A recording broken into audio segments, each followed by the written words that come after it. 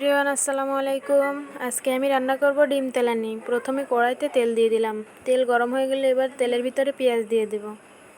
পেঁয়াজ দিয়ে ভালোভাবে ভেজে নিব। পেঁয়াজগুলো ভালোভাবে ভাজা হয়ে গেলে এর মধ্যে লবণ দিয়ে দেব, হলুদ গুঁড়ি দিয়ে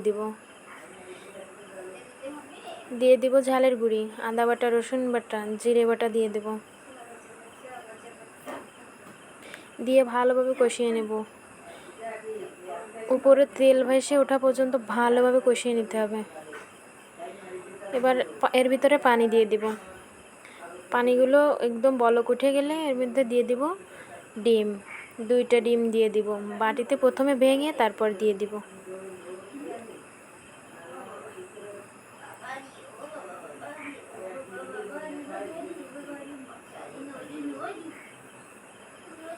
পাঁচ থেকে 10 মিনিট জাল করে নিব।